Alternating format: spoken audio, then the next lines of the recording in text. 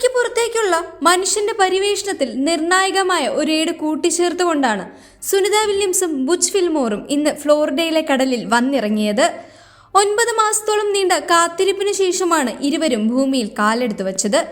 ബഹിരാകാശ പരിവേഷണ ചരിത്രത്തിലെ സമാനതകളില്ലാത്ത ഈ സംഭവവും സുനിതയുടെ മടങ്ങിവരവും ഏറെ ആകാംക്ഷയോടെയാണ് ലോകം നോക്കിക്കണ്ടതും. എന്നാൽ ഭൂമിയിലേക്കുള്ള സുനിതയുടെ മടങ്ങിവരവ് ഒട്ടും എളുപ്പമല്ല എന്നതാണ് ഏറ്റവും പ്രധാന കാര്യം.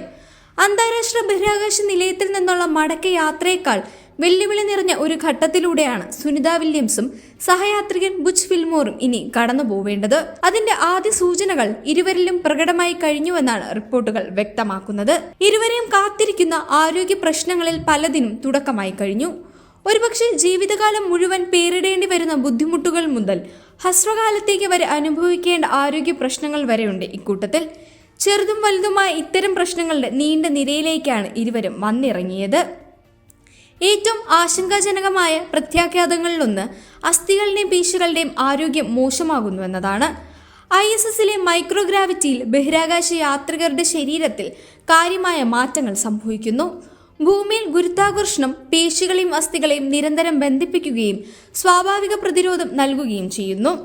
എന്നാൽ ബഹിരാകാശത്ത് പേശികൾ ദുർബലമാവുകയും അസ്ഥികൾക്ക് ഭാരം വഹിക്കാൻ കഴിയാത്തതിനാൽ സാന്ദ്രത ഇല്ലാതാവുകയും ചെയ്യും.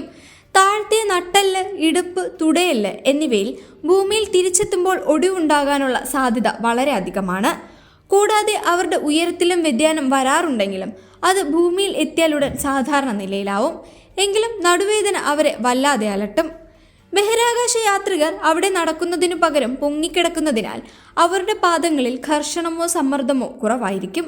ഇത് ഭൂമിയിൽ മടങ്ങിയെത്തിയാൽ അവർക്ക് നടത്തവും മറ്റും ബുദ്ധിമുട്ടേറിയ ഒന്നാക്കി മാറ്റുന്നു.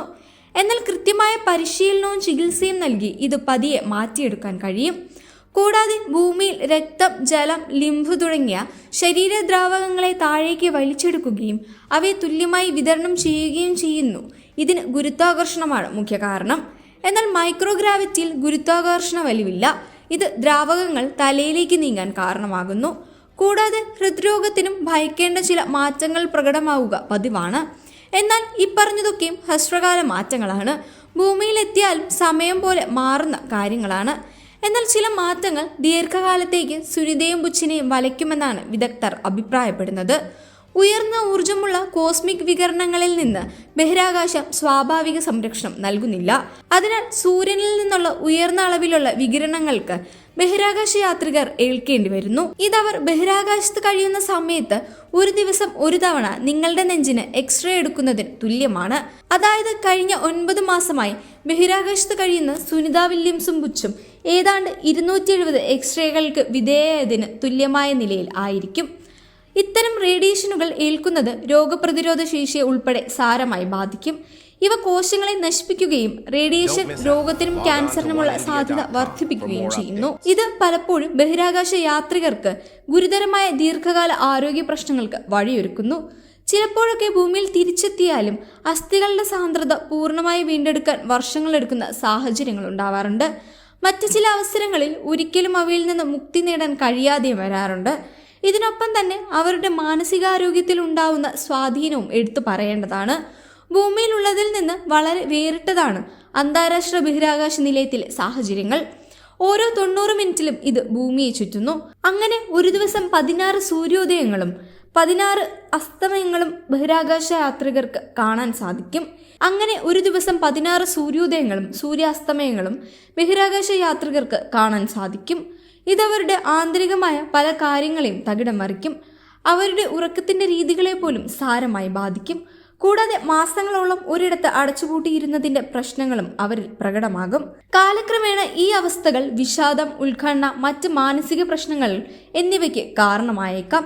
ദീർഘകാല ബഹിരാകാശ ദൗത്യങ്ങൾ ബഹിരാകാശ യാത്രികരുടെ വൈജ്ഞാനിക പ്രവർത്തനങ്ങളെ തടസ്സപ്പെടുത്തുമെന്നും ഇത് തീരുമാനമെടുക്കൽ, പ്രതികരണ സമയം, വൈകാരിക സ്ഥിരത എന്നിവയെ ബാധിക്കുമെന്നും നിരവധി പഠനങ്ങൾ ചൂണ്ടിക്കാണിക്കുന്നുണ്ട്. എന്നാൽ അവരുടെ മനക്കരുത്തും സംയമനവും ഒക്കെ ഈ കാര്യത്തെ കാര്യമായി സ്വാധീനിക്കും. ഭൂമിയിലെത്തിയതിന് പിന്നാലെ 45 ദിവസത്തെ പുനരധിവാസ പരിപാടിക്ക് ഇരുവരെയും മാറ്റിയിരിക്കുകയാണ്. ഇവിടെയായിരിക്കും ഇവർക്ക് ബഹിരാകാശ യാത്രയിൽ സംഭവിച്ച മാറ്റങ്ങൾ കൃത്യമായി മനസ്സിലാക്കി അതിനനുസരിച്ചുള്ള ചികിത്സയും മറ്റ് പരിശീലനങ്ങളും ആവശ്യമായ കൗൺസിലിംഗും ഒക്കെ നൽകുക. ഇന്ത്യൻ സമയം ബുധനാഴ്ച പുലർച്ചെ 3:27 പേടകം കടലിൽ വന്നിറങ്ങിയത്. തുടർന്ന് പേടകത്തെ റിക്കവറി ബോട്ടിലേക്ക് എത്തിച്ചു. പേടകത്തിന് പുറത്തിറങ്ങിയ 4-അംഗ സംഘത്തെ നാസയുടെ വിമാനത്തിൽ ഹൂസ്റ്റണിലെ ജോൺസൺ സ്പേസ് സെന്ററിലെ ക്രൂ ക്വാർട്ടേഴ്സിലേക്കാണ് കൊണ്ടുപോയത്. അവിടെ വച്ച് ഇവർ വൈദ്യപരിശോധനയ്ക്കുൾപ്പെടെ വിധേയമാവും. കഴിഞ്ഞ വർഷം ജൂണിൽ ബഹിരാകാശ നിലയത്തിലേക്ക് 8 ദിവസത്തിനേക്കായി പോയതാണെങ്കിലും 9 മാസം ഇരുവർക്കും നിലയത്തിൽ തങ്ങേണ്ടി വരികയായിരുന്നു. ഇരുവരെയും നിലയത്തിലേക്ക് എത്തിച്ച ബോയിങ് സ്റ്റാർലൈനർ പേടകത്തിനുണ്ടായ സാങ്കേതിക പ്രശ്നങ്ങളായിരുന്നു ഇവരുടെ മടക്കയാത്ര വൈകിപ്പിച്ചത്.